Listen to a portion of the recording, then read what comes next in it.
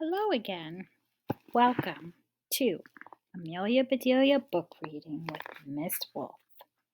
Today we are going to listen to Chapter 7, A Great Sport. It was love at first sight. Amelia Bedelia thought the cabin was possibly the cutest cabin in the world. It was by the water, so they got a view of the lake from the breakfast room and both bedrooms upstairs. As they were putting the staples away, there was a knock at the door. "Howdy, neighbor," came a deep, friendly voice. "I've been expecting you. Stan Pilton's my name, but everyone calls me Doc." Amelia Bedelia's parents introduced themselves and Amelia Bedelia. "I am glad to meet you, young lady," said Doc. "My granddaughter Audrey is visiting us. She may be a bit older than you are, but I'm sure you two will get along. She's a good sport." "Which one?" said Amelia Bedelia. "Soccer, basketball?" Doc laughed. "Actually, it's fishing," he said. "I need to learn how to fish," said Amelia Bedelia. "I bet Audrey would be happy to teach you," said Doc. "You just missed her, though. She's out on the boat. In fact, she's fishing right around that bend." He pointed to where the shore of the lake curved around. "How about we take the mayor's boat for a spin?" said Amelia Bedelia's father. "We can go say hello." "Great idea," said Doc. "Come with me, and I'll show you the ropes." "Thanks, I grew up around boats," said Amelia Bedelia's father. "But I'd appreciate the help." They all went down to their dock and climbed aboard the speedboat tied up there. Everyone put on life jackets. Amelia Bedelia's father got behind the wheel and started the engine. Doc warned them about a big stump that was submerged about 50 yards off the dock. "You can't always see it," he said. "Be careful.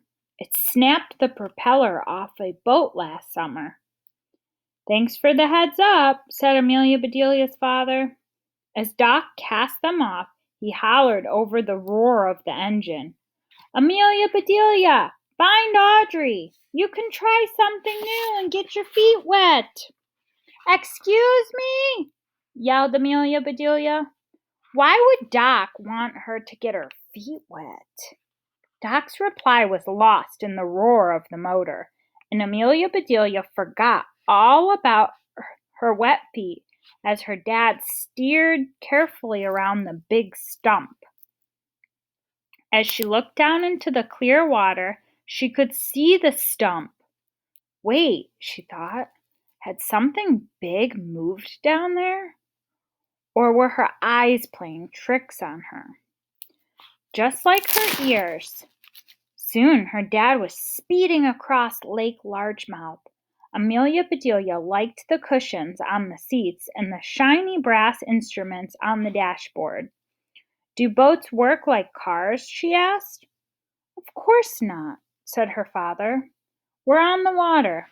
"That's good," said Amelia Bedelia, "because this boat has one of those little windows with an arrow pointing at the letter E, just like our car." Amelia Bedelia's parents looked at the gas gauge, then looked at each other. Their eyes practically popped out of their heads. Uh-oh, I'll show you guys. It's on E again. "Not again," they yelled together. "Steer closer to the land," advised Amelia Bedelia's mother. "If we run out of gas, we can swim for it." "Aye, aye, Captain," said her father. He turned hard, swooping as close to the shore as he could without running aground. The engine made a sputtering, coughing, wheezing sound, and then silence. "What boat did you grow up around?" "The Titanic?" asked Amelia Bedelia's mom. "Too bad you didn't grow up around a gas pump, too. Now what are we gonna do?" "Fear not," said Amelia Bedelia's father, picking up a boat hook with a long wooden shaft. "It's shallow enough to use this pole to push us around that spit of a land. Maybe we'll find someone with gas to spare." Amelia Bedelia and her mother moved to the stern to stay out of his way as he began pushing them along. "I know," he said. "Imagine you're in Venice, Italy. I'm your handsome gondolier." Amelia Bedelia's mother looked at her and then rolled her eyes. So this is Amelia Bedelia's dad. Well, it's Amelia Bedelia's dad wants them to pretend that's him paddling them, but that's not him. Amelia Bedelia's father tied a handkerchief around his neck. "Romantico, no?" She's being silly.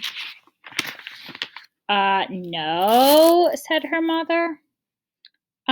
Maybe embarrassing," said Amelia Bedelia. "This will help," he said, clearing his throat and singing. And here she is. "Me, me, me, me, me." He's singing, and there's Amelia Bedelia, and there's her mom, and they're on the boat because it ran out of gas, and he is paddling the boat because it has no gas. Then, with the fakest Italian accent ever, he launched into "O Solo Mio," which just happened to be one of Amelia Bedelia's favorite songs, but with new lyrics he made up on the spot. "O solo mio, please serve me pasta with extra sauce and a ton of cheese. Then bring me a plate of pastry with an espresso as strong as me." "Bravo, honey," said Amelia Bedelia's mother, laughing. Amelia Bedelia and her mother clapped loudly, hoping he would stop, but it only encouraged him. Amelia Bedelia's father began singing every Italian word he knew, making up a song that made no sense. "Buono giorno gelato, arrived ricci lasagna." With a giant shove, he pushed their boat around the bend and sang, "Ciao minestrone." "Hey, be quiet," a voice hollered. "You're scaring the fish." The voice belonged to a girl sitting in a boat and fishing. "Hi, Audrey," Amelia Bedelia hollered back. "How did you know my name?" asked Audrey. As they drew nearer, they explained who they were. Audrey blushed. "Sorry I criticized your singing," she said. "All I can think about is catching a big fish. I want to win the Lake Largemouth fishing contest." Here's a picture of what Audrey looks like. And also, here's a picture of Audrey on her boat fishing. And they were singing, and she heard them. "I've never even been fishing," said Amelia Bedelia. "I can show you how," said Audrey. "Can I hang out with Audrey?" asked Amelia Bedelia. "She could teach me how to fish, please." "Well, maybe for a bit," said Amelia Bedelia's mother. "If you can spare some gas, we'll head back," said Amelia Bedelia's father. "Sure," said Audrey. "Come on over." Amelia Bedelia's father used the boat hook to pull their boats right next to each other. Uh-oh. Look what Amelia Bedelia is going to try to do. She's going to try to stand from her boat and get on Audrey's boat. Amelia Bedelia stood up and started to step across. Just then, a gust of wind blew the boats apart. Oh no. Amelia Bedelia had one foot on each boat. She was doing a giant split as the boats drifted farther and farther and farther apart from each other. Whoa! Cried Amelia Bedelia. I would not want that to happen to me.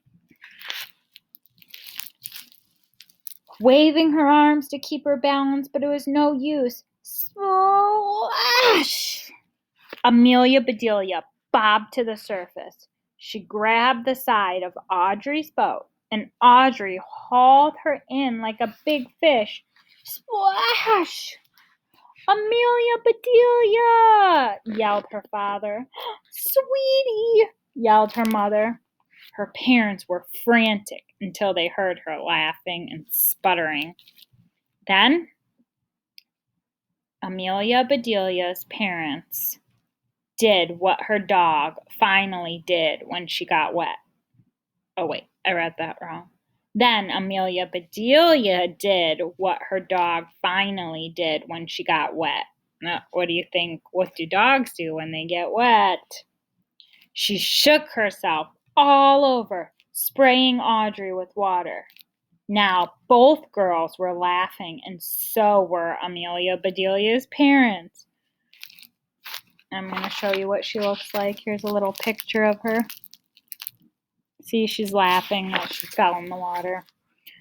Don't worry, said Amelia Bedelia. The sun is drying me off. We'll be fine, said Audrey. Tell Grandpa Doc to light the grill. We'll be back in an hour with a mess of fish for dinner. So, it sounds like Amelia Bedelia and Audrey are going to be friends, and they're going to go fishing. Now that Amelia Bedelia could get in Audrey's boat. That was pretty silly. Next, we will read chapter 8.